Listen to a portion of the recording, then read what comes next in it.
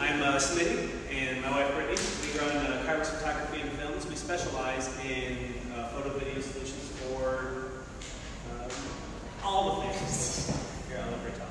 So our Kairos Photography and Films is geared toward weddings and portraits. And then we actually own a secondary business called Kairos Creative, and that is geared toward musicians and creative small businesses. So we're actually musicians by trade originally, and got into photography and film probably 7 years ago. So Kairos Creative is kind of the joining of all of those, that long journey of being musicians and being a resource to them specifically. So we're kind of our own both worlds on that. So Brittany, what type of musicians are you guys? Yeah. So I play guitar and I sing and write. I play instruments and things. I play drums, keys, bass, piano, saxophone, bass. Everything. Yeah. So we both have music degrees actually. And here we are. Awesome. Yeah. Hey, we don't play any instruments. Do you sing? Yeah. We do sing. More than. We used to be In the part car. of singing. In the car. My name's Jordan, not Jacob. But like I said, you can call me Jacob if you want. It's my buddy Chris. We are 2 of 5 members of Big Forest. We've only been in a company officially for about 3 years-ish, something like that. But we first picked up our straight to VHS camera, I don't know, however long ago that was, in middle school, and probably had our first, the 2 of us, probably had our first professional gig when we were like 14, 15, and learned that we really, really liked it. We mostly do video, which is related to photography, but I'm sorry to disappoint you, Randy. No, that's we have photo experience, of course, but we specialize in pretty much any kind of video you want. Our favorite to do is narrative-based stuff, a lot of story-based videos. We do a lot of music videos, but lately it's been a lot of product videos. It's been a lot of corporate videos. It's been a lot of other startups, you know, mobile apps and things like that. People wanting to have short videos done because visuals are everything nowadays, and we love doing it too. So there's 5 of us, like I said. One guy's from Chicago, the other 2 guys are here. Yeah, no instruments. Other than cameras. Yeah. Chris, you want to add anything? No. Okay.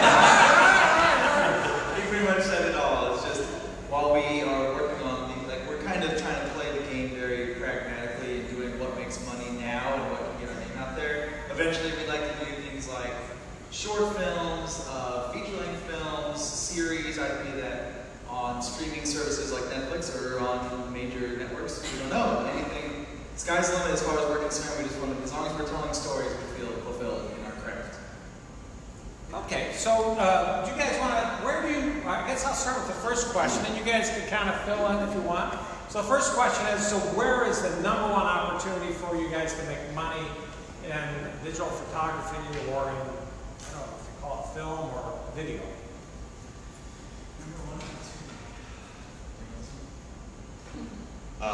Corporate.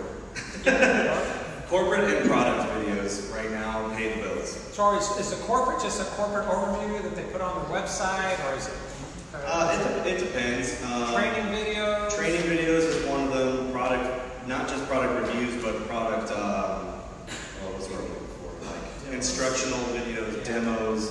But certain companies, we go to like Venture Cafe every week in St. Louis, and we try to be involved here. We'll meet other companies, you know, who are simply just launched a new website and they don't have any good videos on it. They have a lot of text, but as I'm sure we'll get into probably, and as we saw with Instagram, people don't like to read stuff anymore. Then it's like a video to tell it to you. So that's what I mean by corporate is usually stuff like top-down company stuff. And Brittany and Smitty, you guys kind of focus, well, you have 2 different companies, but one of them is in a particular vertical, which is the wedding business. So you want to talk a little bit about that, and then maybe contrast that, how much of your business is that versus the other side? Yeah, so we are basically full-time with weddings and portraits, and I would say that's probably 90%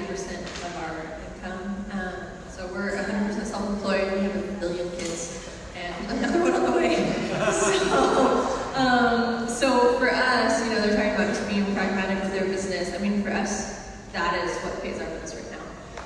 And because we know that that's a consistent, there's always going to be people getting married here in the area, you know, and there's enough weddings to go around, even though St. Louis really is truly kind of an oversaturated market when it comes to photographers. For weddings, yeah, for weddings and portraits, I would say it's a fairly oversaturated market. I think there's probably a little less in the corporate world, or at least that's what we've seen, maybe a little. Well, yeah. quality work. Yeah, yeah, fair enough. Yeah. Everybody has an iPhone. Yeah. I'll shoot it. Yeah, let's go. Yeah, exactly. So we do a lot of branding films in addition to that, or branding work, but it's actually less corporate and more toward creative small businesses, and that's a kind of a different beast. I think you make more money in the corporate world than we probably do working with other wedding photographers or photographers, you know, trying to get them content as well. Are any of you doing any business with any of the merchants on Main Street, like more of the mom and pop shops that are down here? And can you kind of give us an example of how, or if you're doing any of that? Not yet. We don't have any business with anyone so far on the merchant end. Well, actually, we do have some. Hey! Look, yeah, I was counting. It's like OPO members. Sorry, I was thinking like a shop.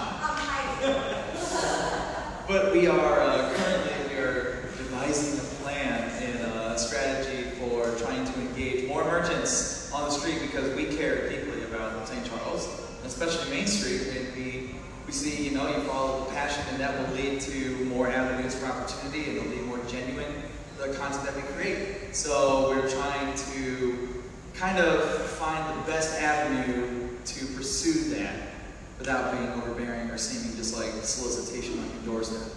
So we're working on it. Wow, hint, hint. Monthly marketing meetups is mainly merchants on Main Street. Okay, all right. We just get the count. I actually just got this shirt from the new general store right down there. Ah, there you go. That place is amazing. And I did give him my card, and I am in negotiations with him. You should. The Schneikers. Yeah, that's actually a fantastic new shop on Main Street. There's a new bakery going in where RT Wireless was. You got the new shop. You got the ice cream shade, the ice cream place there. Got a new chicken restaurant. All kinds of stuff. And everybody's so nice. You mentioned RT Wireless. We did, I don't know how many student films in there. And they're like, we don't care, come on in, as long as we get a copy of the video, you know, like, and that's it. Like, everyone's willing, you know, not too many gawkers and not too much red tape around here, which is awesome. All right, so Brittany and Smitty, why don't you talk a little bit about, there's a lot of weddings on Main Street. Have you done very many of them down here? We actually have not. Yeah, so, I mean, we've done some at, we've done the Foundry, we've done, the Stonehouse in St. Charles, that's in St. Peter's. Observatory? Nope, down past that, next to Hendrix, Stone Chapel. Yeah. That's new, they just opened. That's relatively new. Yeah, a couple years. It's nice to see. Yeah, so we did some there the first year, and we've done a couple weddings in the Foundry, but not a lot at like the conservatory. We actually shoot a lot in the city, like in St. Louis, which is, you know, we live out here, so it's kind of a trip. We'd love to do more out here, but. Well, we can introduce you to some of the, like the observatory, so we can introduce you to her. Yeah, that'd be great. Yeah, so that's a big thing. I don't know, with CBD, have you guys worked with your local to get that type of work? I know Convention Visitors Bureau does a lot of promotion on weddings in the area. You've seen them, man, on weekends. They're on the steps here. Just hang out outside OPO and offer up your services. I know, No, so we have not actually worked with them. I think at this point in our business, most of our marketing comes from word of mouth, honestly. So we shoot about 25 weddings a year, 20 to 25, sometimes less because I'm usually perpetually pregnant and having a baby. But typically 20 to 25, and a lot of that comes from just word of mouth. We were just talking about marketing and how it's kind of the bane of every small life. And so maybe that's something we can talk about a little bit too, but just, I think there's I feel, maybe you guys do too, but just like a little bit of a hurdle to like, you don't just want people to feel like you're cold calling them, right? And just like marketing the businesses. And so finding that balance of authenticity and presenting yourself. And we live in this social media age, and also as content producers ourselves, like we know and we understand that content is king, and that's our biggest mouthpiece for telling who we are and getting people to come to us. But beyond that, I think it's hard for us to get out in person and market on a personal level. Yeah, I know. We have people come to OPO pretty much every day that are looking for tours.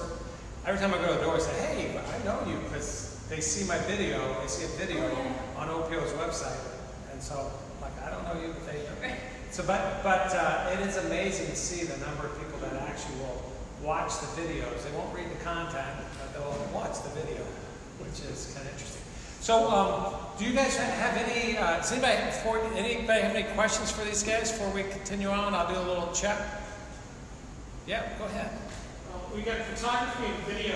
Which tools have made the most difference over the course of the spans of your businesses? Maybe a software and a piece of hardware? Adobe. Adobe Creative Cloud. Yeah, the whole Creative Cloud suite that has been just live in the future miracle like program for us, because as technology continues to improve and our hardware continues to improve, that's one of those constants that we can fall back on, and it is very well integrated within itself. So the different programs talk to each other, and there's little margin for error when it comes to trying to convert, oh, here's this animation file we want to put into Premiere. Well, it's already got the proper codec, it's already got the right formatting.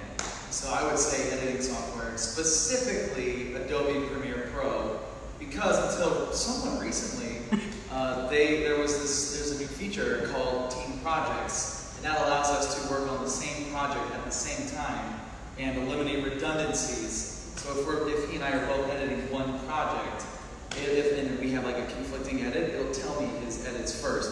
I can either accept those or override. You can also keep both. It's not. Yes. That's all I really got on that. Is pretty much just software. All right, Brittany, Schmitty, do you have any? So if we had to talk about image quality and finding engaging pictures or video, I would say the biggest tool is light. Doesn't matter what you shoot through, an iPhone can look amazing in really, really good light. I think the difference between a professional and a beginner would be the ability to understand and see how light is hitting your face, where the shadows are lying, where the color of light, because the color from the artificial lights versus the sunlight is rarely the same. It will often look like you have an orange background and a glowing bluish white face. So lighting is the biggest tool. The first thing we start with when we start talking about producing an image or producing a video, and then the ability to then craft that light. You might, if you live in LA, you have tons of light all the time. This is amazing. You can just shoot all the time. It's beautiful and sunny. It's beautiful and sunny. We have a few weeks in the spring and a few weeks in the fall where our daylight is beautiful. And then the rest of the time we have to kind of manage with really, really hot summer sun, or it's an Arctic tundra up there and gloomy and all gray light coming from the window. So, you just kind of need to balance. Yeah, it can be. You just have to know how to craft that. Yeah. Are you using any other tools for publishing, or once you produce are you guys also in the business of helping to get that deployed? In other words, I know Kate, you use Hootsuite, which we showed up here. So once you have the video or the image, there's more on the marketing side, I guess, and you're trying to deploy it across multiple platforms. Are there other tools that you all are using or have used?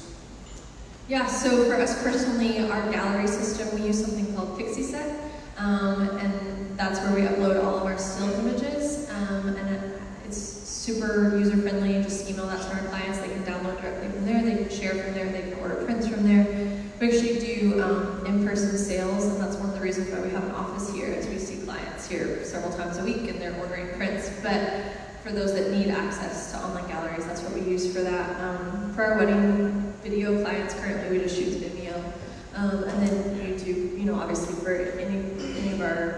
studio clients or whatever, that's typically where they want things to land. And then on the marketing side, similar to Hootsuite, we use something called Planoly, and it allows us to schedule. It's just specifically for Instagram though, whereas Hootsuite is kind of for everything, I think, right? Yeah, so Planoly allows us to pre-schedule Instagram posts. We actually have an Instagram social media manager who does that because I don't have time or energy, but she can go in and she can pull everything from Pixie Set, so she has access to those galleries, and then she just uploads what she wants to Planoly, and she can see grids and she can move stuff around and schedule from there. Well, I hear you guys have an awesome Instagram account, so I don't know whoever's doing it. Okay, good. I'll tell her. Kudos to you. Great job. It's actually a little, I was thinking it's actually a little more nuanced for us as a video production company that does a lot of work for other corporations, companies, artists. Because often, as much as we'd like to just take that video that they do and just pop it right up on our website or something, it's their creative property. Once they have approved it and we've given it to them. So there's a whole slew of videos that we have that have not seen the light of day yet because, whoever it is over in LA has not released their album yet, or they are going in a different direction with it, they're delaying the release, or it's only for people who subscribe to their premium channel, that kind of stuff. But when it comes to getting it out, honestly, what's really important for us as videographers is getting it to the client in a timely fashion that is high quality, and that comes with our how we store our files and how we have a server that we have set up at home that is we are able to download a direct link and give it to them succinctly with a friendly email so that they don't have to navigate to this website, go to this link, go to this folder, and my computer won't play it, that kind of we still get that, but Vimeo is a good tool. We use a similar tool for Instagram for scheduling posts ahead of time because we don't have an in-house person. I'm jealous. Outsource it. Yeah, we might do. Right now that's Chris. He's okay at it. I'm also the only full-timer right now, so I've got a lot on my hands. Other questions? Somebody else was trying to ask. That somebody. I was just curious about licensing and how much of your work is purely digital and how much you package up in other ways. It depends. Everything, like you said, everybody has a computer in their pocket nowadays, so most everything's digital, but again, on the video front, I feel like I've talked about video, it's almost as if we're a video production company, but when it comes to video, a lot of it just comes down to what they sign on site or digitally, and it's you have permission to use my face in this exact way and no other way, But when it comes to delivery, yeah, it's either go to Vimeo, download it there, here's a link so you can comment on it, or here's a link directly from our server. Rarely we will ship a hard drive or a flash drive with stuff on it. And we'll just eat that cost, a little flash drive you can get anywhere and send it to them. But yeah, does that answer your question? Yeah. So, ours is a little bit different just because on the photo side, pretty much all of our clients will sign a model release at the beginning. So we have permission to use their faces in our portfolio. At least that's on the weddings and portraits. So that's a little simpler. And then at the end of every wedding, they're going to get a custom USB plus their gallery that they can share. In videos, it's essentially the same thing. There have been instances where, like for instance, last year we worked with, she's a local celebrity. We did her wedding, and so even though we adore their photos and videos, we can't share any of them, and that's a little depressing because.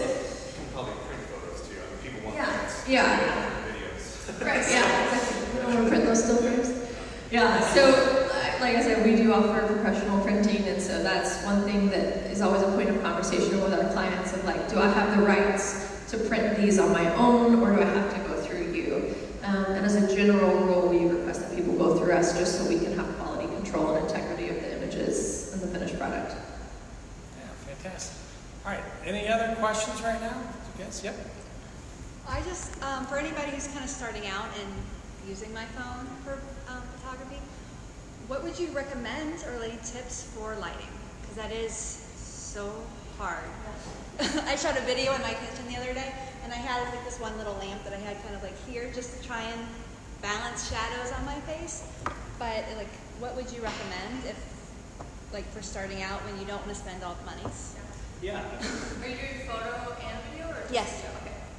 I would say that the lighting principles are going to be the same for both photo and video. You just really need to pay attention to where light is hitting your face. If you have a bunch of light behind you and there's nothing in front of you, of course you're going to want to find some light to fill out your face and be able to see what you're talking about. I would recommend not necessarily investing in a ton of extra equipment, a ton of extra lights. I would find a place you can walk around with your phone and find a place in your house or wherever you're shooting these photos and videos that you'd like to see the best, and you think that the light looks best. And then, if you can find a buddy that will stand in the frame while you take pictures, that's probably the best way. A lighting dummy, I call it, so I can light you before anyone else gets here. That's my favorite. I typically don't like to light the client when they walk in the room. I have to do a bunch of work. Instead, I get a dummy, and I'll light my dummy, and a person. Stuffed animal. Yeah, she's Yeah. like, I volunteer. To be a lighting dummy. Yeah. You got a good job tonight. But really what you're looking for is to make sure that the feel of the image or the video is what you want to convey. If it's something where, let's say, you wanted to sell cigars. Okay, well, cigars are usually slender and sleek, and there's going to be a lot of darkness in the image, a lot of shadows, and maybe the smoke is going to come up, and that sort of thing. So if you're talking about marketing for a cigar company, it's going to be very, there's going to be a very unique look to it. Now, if you're talking about family photography, nothing close like, there's not going to be as nearly as many shadows, right? It's going to be, we call it light bright, where, okay, the sun was out, and finally, oh, it's fall. Yes, it's not 1,000,000 degrees out, and yes, you just want you want the image to convey what you want it to feel. So I would say, specifically on that side, one of the easiest, simplest things to do is look for natural light. If you're going to shoot inside, look for the natural light in your home. What room has the most windows, that has the most, organic light coming in, and what time of day. And position yourself near that so that the light is hitting you, but not, not direct. Harsh. Yeah, you don't want direct sunlight. And then the other thing, you were talking about just setting up a lamp. The other thing that it just really takes time to learn with light is that light has different color temperatures. And so the light that we see here, the lights from these light bulbs, that's a totally different color temperature than what's outside from the sun or on a cloudy day. And our brains filter that, but our cameras don't. Right, and especially on iPhones versus professional cameras and things like that, where we can easily adjust our white balance, is what it's called, the temperature. We can do that on our professional cameras, but if you're starting out, yeah, that just takes practice. So I think just learning that, having consistent lighting is key. So if you're going to be shooting next to a window, but you feel like you've got some shadows here, maybe don't put a lamp there. Maybe put something like a big white sheet that's going to reflect that light back into your face of the same color temperature as opposed to using a lamp. Jordan's a lighting guy too, so he might have something else to add. I was actually going to say the color temperature thing. This last thing I'm going to say, I'm sure you've probably done this, but it can't be stressed enough. YouTube. Yeah. Look up lighting basics on YouTube. That's how I find anything. They'll teach you about color temperature differences, the importance of, if I go back up against that window and take a selfie, I'm going to be black, But then if I want to adjust for outside, or for me, outside is going to be like a white light, It's going to teach you stuff like, obviously if the light's coming from the window, you want to face the window and get a picture, But that stuff kind of just slips your mind when you're pointing and shooting with the phone, because our phones are, getting better, but they are almost too smart for their own good, if that makes sense. They're little computers, and they'll do their best to make it all look even, but then it just looks flat and not professional. So, like you said, I wouldn't go, breaking the bank on new gear. I would use YouTube lighting basics, and you'd be amazed. Sometimes a white sheet can fix everything. If you have a color on your wall, covering it up with a white or a gray sheet, something that's neutral and doesn't have any like orange light or red light coming back on from reflection, that can fix everything. And one of the things that I learned early on was just on a day-to-day basis, when you're walking down the street, just pay attention to where light's coming from. Like even as you look out the windows, you see the shadows, looking at where the sun is falling and where does that hit people's faces, and what does light look like when someone's standing in sun versus when they're standing in shade, and just being mindful of that on a daily basis. And once you do, we were joking about this earlier, like you'll never see anything again, like you can never watch a movie in peace or a commercial, because you're always going to see light a different way, and so it kind of ruins you. But it also, just that day-to-day practice and being mindful of that will change the way that you shoot, for sure. Oh, fantastic. That's great information. So, is there any other tips that you have for the amateurs out here, other than lighting is like number one?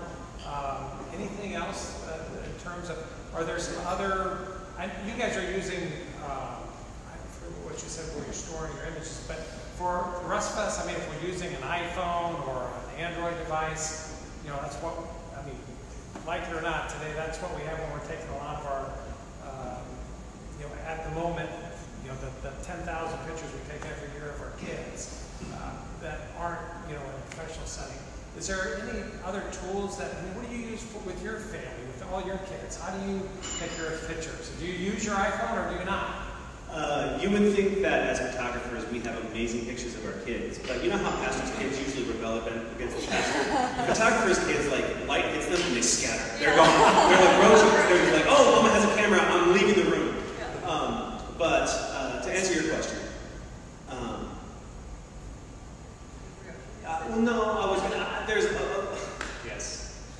We use Premiere Pro to edit in the Adobe family, but we use Lightroom and a program called Photo Mechanic is what we go through a lot. We have terabytes upon terabytes upon terabytes, and I'm sure you're familiar with this too, of data that just somehow just keeps, it stays there, and this is my hard drive from 3 years ago, and this is my hard drive from 2 years ago, and this is my backup hard drive from 2 years ago, and this is, you know, it just kind of keeps That's not realistic for, you know, the average person. If you're not doing it as a full-time business, right. Then what is the solution? And so, you know, for us, like, just on a day-to-day basis, yes, we take a ton of pictures of our kids on our phones, and I'm really bad about taking actual pictures of, it's like the occupational curse, right? Like, the plumber doesn't want to go home and work on their pipes. And so, I mean, honestly, most of my stuff is just an iCloud right now, but other photo storage, I mean, you can use Dropbox. Amazon Prime also has photo storage if you're not using it for commercial use. And then, yeah, for printing, I actually use something, this is not for my professional printing, but just for my iPhone photos. I use something called Chatbooks, where like every 60 images, it sends me a little 8x8 book of my kids and of the pictures that I've taken on my phone. And I would never, ever, ever recommend that to people if you're wanting professional quality images. Like, you know, print your photos for real and get them professionally printed through your photographer. But for your iPhone photos, it's fine. And it gives my kids proof that, hey, Mom did take pictures of you, and I do love you guys, and there's proof that we have a good family, you know? So, I mean, hopefully that kind of answers your question as far as storage. What was that called? Chatbooks. Chatbooks? Yeah, Chatbooks, and it's like $8 for a little 6x6 book, and they'll just send it to you automatically once you get 60 images, and you can go in and edit it. So, like, you know, sometimes you have pictures you don't want your screen grabs in your book, but they'll give you like 3 days after they say your book's ready to print. You have 60 images, and you can go in and pull out what you don't want and adapt. Oh, that's cool. Yeah, go ahead, Jack. Any tips for working with a pro key background for video? What was the question? Any tips for green screen background? Oh, green screen. Yeah, you got any tips on even lighting? Yes. No hot spots. You don't want to have a bright spot here, a bright spot there, a shadow here, and it's going to be way harder to key out later. A trick that they did at Lindenwood when we were going to school there was they actually had some green fluorescent bulbs that they would put close to the screen for the fill, and then fill in the dark spots with regular tungsten temperature lights. But I think those green bulbs don't actually run that much. You can just put them in. If you just get like a ghetto version of it would be just like a ceiling light that is a fluorescent tube, but on the ground, and put a green bulb in it. It's amazing. Yeah. Or can you use LED now with the? You can, but they're much more expensive. Oh. Yeah. But the other problem is, especially with photography, is LED lights do have a certain flicker rate depending on the light that'll mess with you. You're going to need something that's very constant. So, you know, fluorescents can flicker pretty bad, but I think the ones we had were fairly nice. Kino Flow brand, which is a cinema light that's constant, but there's a lot. Oh, I want the terminology. You draw the line at Kino Flow tool, but I'm saying, but everything's getting better nowadays, including lights are more constant. LEDs is an option. You can also just put, Chris just mentioned this, you can put a green gel in front of almost any light, and that'll help kind of, you know, supplement that a little bit. But if you don't want to do all that, the main thing is keep it even and light it soft, meaning don't shine bright lights right on it. Put some sort of diffusion in front of it, you know, a white sheet, a white piece of paper, or, you know, like a soft box that they would use in photography, and we use it a lot too for interview lighting. So you don't want any, you know, harsh shadows, I guess. It also really helps to get off of your background. Yes. I'll say this for lighting and for composition, if you can get your subject off of the background, it depends on how big the background is in your shot. But let's say you're just doing a 2/3 shot right here at the top of your head, you know, presenting over a green screen sort of thing. If you can get them 4 to 5 feet off of your background, then you can ensure that the light that's hitting your subject is not hitting your background, so there's no shadows and odd, weird things that you have to work out frame by frame and rotoscope and spend a lot of time to fix it. So just get off your background. And even if you're not doing a green screen, but if you can get off a background, let's say I'm taking a picture of a product, if you can get off your background, then you know that the light that's hitting your product is not hitting the background. There's a lot less reflection to deal with, and it's generally more pleasing to have an out-of-focus background instead of someone standing next to a white wall and saying, "Hi, Mom, Dad, I'm taking a picture." Proof that it happened, but it's not artistic at all. Yeah, right? it's going to give you more depth of field and bokeh in the background. That's from a photography standpoint. I mean, for video too. Oh, bokeh. You've been waiting for a word. Yeah, so just taking that step, just moving your product, moving your person away from the background, shooting if you have a manual lens, shooting with a wider open aperture, which that's a whole other conversation, but just being intentional about where you put your people. Don't just set them next to something just because, oh, that wall looks cool, but it's going to look cooler possibly if you pull them out and you can see more of it, or have some of the field there. Sounds like there's a big opportunity for lighting. Oh yeah. Somebody should go in the business of figuring out the iPhone for lighting or something for this. They're working on it. Yeah, they are. Oh, yeah, I bet they are. So, Jack, I'm expecting not only your green screen in your office, but I'm going to have green lights in there. You're going to be glowing. Well, my house is like 3 feet. Yeah, so that's fantastic. All right, so we're running a little bit out of time, so I want to just go through. We'll go for one more questions from people if they want to ask. Can you guys explain the name of your company and your logos, or just kind of explain how did the name come about and what's the meaning behind it? Well, for us, our name is Big Forest Pictures, and the reason we settled on that name, we discussed names for almost a year, and we went over all different kinds of topics, and we wanted it to be tied to us, kind of something that was personal to us, and all 5 members are Eagle Scouts. We all grew up in the woods. To this day, love camping and backpacking and hiking in the outdoors. So when we found the name Big Forest, like when we all kind of settled on that, it just clicked with us, it just felt right. So that's kind of where we went. And also from more of a thesis of our company, we think of Big Forest as the feeling that you get when you enter a forest, that kind of that sensation, that excitement, that unknown, but that draw you feel. It makes you want to go on an adventure. That's the sort of emotion that we want to instill in our product, no matter what video we do or what project we produce. Fantastic.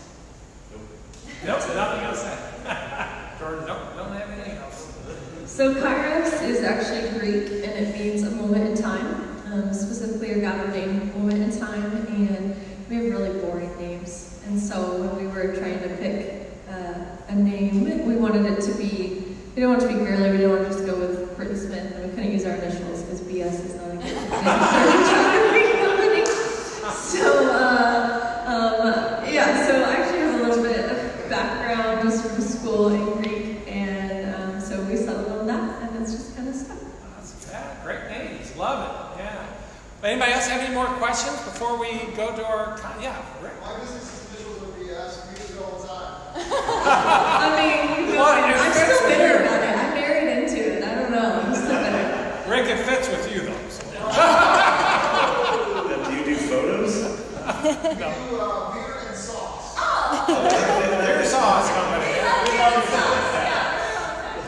quite the accomplished entrepreneur. So, yes, go ahead.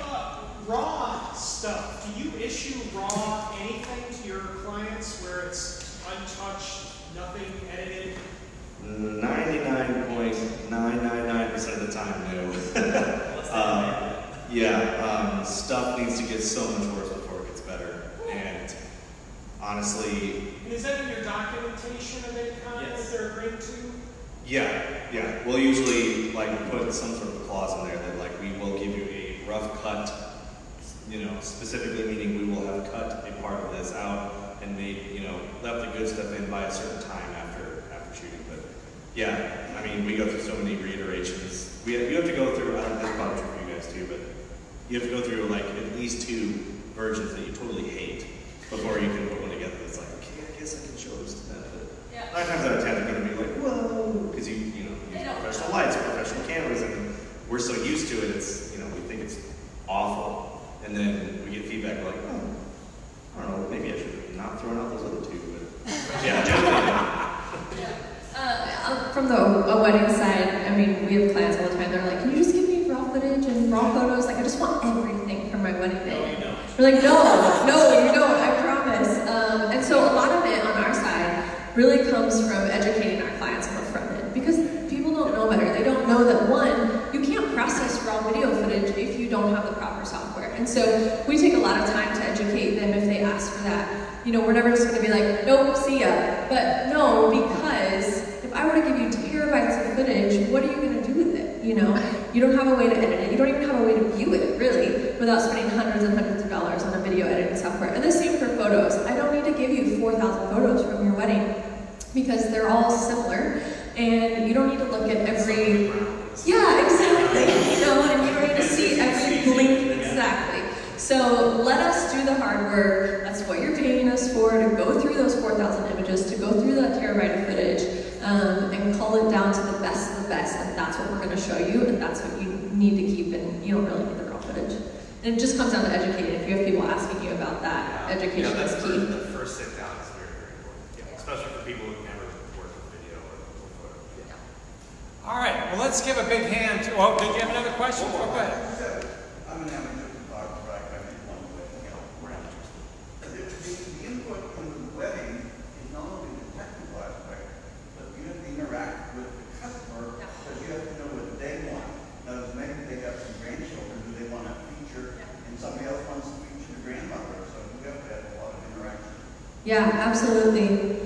Yeah, so we're a very personal brand, and we have done that very intentionally, where we build pretty personal relationships with our clients ahead of time, and we're very proactive on the front end, because on a wedding day in particular, I don't want my bride and groom and their families to have to worry about who's getting what shot and who needs to be where and when. We've done all of that legwork on the front end, so that the day of, they can be a bride and a groom, and their families can be their families, and no one has to worry about that. And so we sit down and we put together really streamlined timelines for the day. We put together, they give us their family shot list. They don't get shot lists of like, oh, I want to picture this flower and, each bridesmaid. Like, we know all of that already.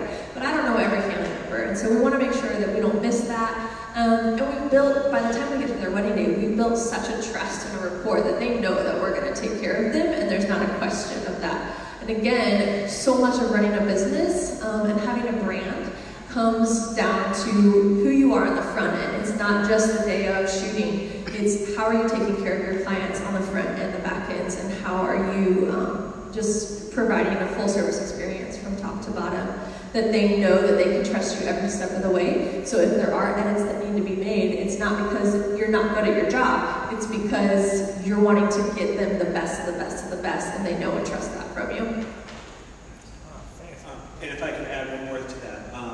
For event photography, event videography, I would say that a lot of people have the expectation of a fly on the wall. I'm just going to capture what's happening, right? And that's a very different approach from curating what you want your video to communicate about that day, what you want your photo to say about this couple.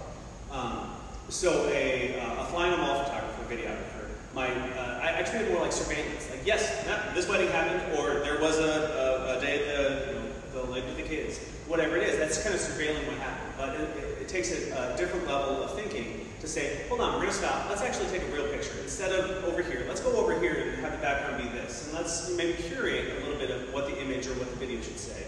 And then when you take that picture, it might be as simple as just turning people around and putting them in the right spot and do something like that. Well, that, you kind of switch roles out of a just a cameraman into a director. You know, if you all the credits at the end of a movie, you know, the director and the producer are the biggest people involved because they're the ones every day going, that's not important to the story. Let's not even worry about that. This is what's important to the story, right?